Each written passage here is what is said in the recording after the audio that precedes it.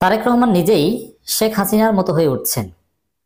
বিএনপির ভারপ্রাপ্ত চেয়ারপারসন জনাব তারেক রহমান আমাদেরকে হতাশ করছেন। জনগণ মন্তব্য করা শুরু করছে যে বাংলাদেশে আর একটা পুরুষ শেখ হাসিনা আসছে।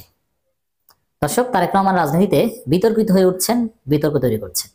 একটু বলে নি, 5 আগস্টের পর গত এক সপ্তাহ আগ পর্যন্ত বাংলাদেশের সবচেয়ে পরিচ্ছন্ন, বিতর্ক মুক্ত, বিতর্কহীন রেসপেক্টেড পলিটিশিয়ান ছিলেন তারেক রহমান, এমনকি ডাক্তার শফিকুর রহমানের চাইতেও।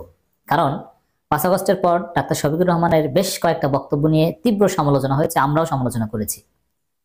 কিন্তু তারেক রহমান কিন্তু অত্যন্ত কম কথা বলতেন, হিসাব নিকাশ করে গুছিয়ে কথা বলতেন, কোনো ডেভিয়েটেড কথাবার্তা বলেননি। কিন্তু ইদানিং বলতে শুরু করেছেন, এর মানে তারেক রহমানের বিচ্যুত হচ্ছে। একই সাথে এই প্রশ্নটা সামনে আসে, আমি এক্সাক্ট কারণটা মোটামুটি খুঁজে পেয়েছি, আপনাদেরকে বলবো যে তারেক রহমান কেন দেশে আসছেন না। এবং তারেক রহমান বলছে, দেখেন, একটা কথা বারবার বলছে, 31 দফা সংক্রান্ত তাদের যে কর্মশালা, সেই কর্মশালা যে প্রোগ্রাম, সেখানে নিয়মিত বলছেন যে দেশে এবং বিদেশে বিএনপির বিরুদ্ধে ষড়যন্ত্র হচ্ছে। এই দেশে বিদেশে বিএনপির বিরুদ্ধে ষড়যন্ত্র হচ্ছে, এটা ভুল, কোনো ষড়যন্ত্র হচ্ছে না। এটা হচ্ছে বিএনপির ব্যর্থতা ঢাকার জন্য একটা এক্সকিউজ, একটা সুতা হাজির করা, এর চাইতে বেশি কিছু না। বিএনপির বিরুদ্ধে কে ষড়যন্ত্র করবে? কেন ষড়যন্ত্র করবে? বিএনপির নেতাকর্মীরা প্রফেশনালে চাঁদাবাজি করছে, তাদের রাজনীতিতে কোনো বয়ান নেই, অথবা 24-এর আন্দোলনে তাদের নেতাদের কোনো স্টেক ছিল না, কর্মীদের ছিল। এই জন্য তারা কিছুটা অপ্রাসঙ্গিক হচ্ছে, তাদের জনপ্রিয়তা হ্রাস পাচ্ছে। তো এটাকে দেশে এবং বিদেশে ষড়যন্ত্রর কথা কেন বলা হবে?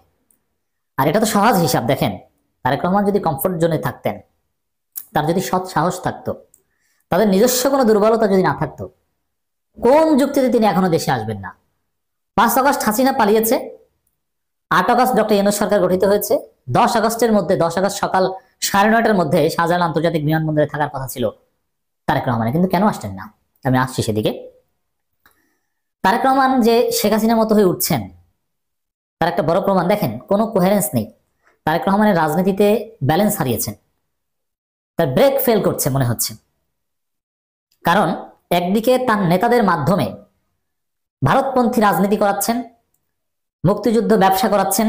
অবশ্যই তারেক রহমানের কনসেন্ট ছিল এই যে মুক্তিযুদ্ধ ব্যবসা, জিয়াউর রহমান আদর্শ, খালেদা জিয়ার আদর্শ থেকে বিচ্যুত হয়ে বিএনপি শুরু করেছে, এটা তারেক রহমানের পরামর্শে হয়েছিল যে জামাত শিবির রাজাকার 71 পরাজিত শক্তি, যুদ্ধাপরাধীদের বিচার হচ্ছে, তারা হ্যাঁ না কত কিছু বলেছে না, প্রেস ক্লাবে প্রোগ্রাম করেছে এবং হারুনকে দিয়ে তাফসির করিয়েছে। পাপিয়া নিয়মিত তাফসির করে যাচ্ছেন, মুফাসসিরে কোরআন হারুন রশিদ, বিএনপি পাপিয়া। এগুলোতে তারেক রহমান কনসেন্ট ছিল।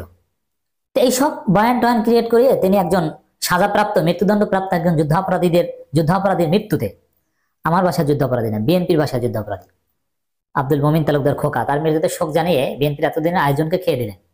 কি হলো? কিসের মুক্তিযুদ্ধ ব্যবসা? একজন সাজাপ্রাপ্ত, মৃত্যুদণ্ডপ্রাপ্ত যুদ্ধাপরাধীকে দেশপ্রেমিক হিসেবে সার্টিফিকেট দেন, আবার মুক্তিযুদ্ধ ব্যবসা করেন। এটা কি মানে ধানাই ফানাই নাকি? এটা কি চলে? এটা কোনো রাজনীতি হলো? এক ভুল তারেক রহমান করেছেন, একটা নির্দিষ্ট অবস্থান নিতে পারেননি। এখন আবার দেখেন একটা বক্তব্য, মানে এই কয়েকদিন যাবত তারেক রহমান মুক্তিযোদ্ধা সাজছেন, একটা বক্তব্য নিয়ে তীব্র বিতর্ক হচ্ছে। এই বক্তব্যটা ইন্ডিকেট করে যে হাসিনা হয়ে উঠতে যাচ্ছেন। দেখেন, 71-এ একদল মানুষ যুদ্ধের মধ্যে ঠেলে দিয়ে ভারতে চলে গেছে, আরেক দল স্বাধীনতার বিরোধিতা করেছে। এর মানে আওয়ামী লীগ ভালো না, তারা যুদ্ধের মধ্যে ঠেলে দিয়ে ভারতে পালিয়ে গিয়েছে, এই তো।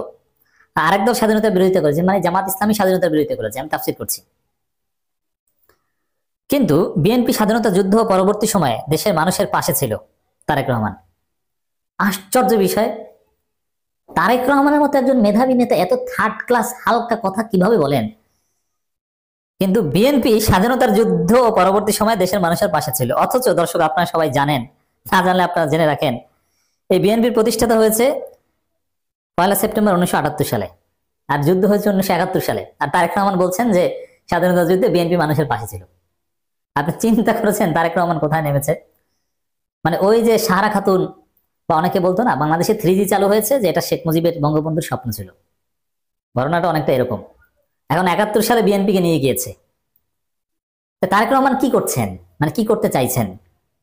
শেখ হাসিনার মতো উল্টাপাল্টা কথা বলা শুরু করেছেন, সব বিএনপি ভালো আর দুনিয়া সবাই খারাপ। বিএনপি মুক্তিযুদ্ধের ধারক বাহক, মুক্তিযোদ্ধা, দেশটা স্বাধীন হয়েছে বিএনপির নেতৃত্বে।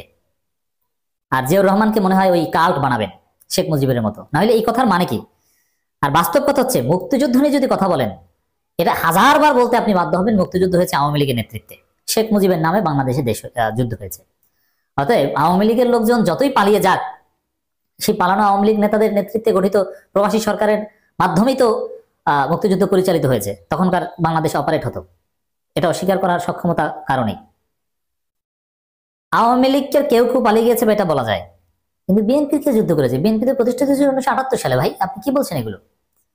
আপনি কি শেখ হাসিনা হয়ে গেলেন নাকি? উদ্ভট কথা। তারেক রহমান উদ্ভট কথা তীব্র নিন্দা প্রতিবাদ, এটা তো শিশুও বোঝে। বিএনপি প্রতিষ্ঠিত হয়েছে 1 সেপ্টেম্বর 1978 সালে, আর 71 সালে মুক্তিযুদ্ধে নাকি তারা জনগণের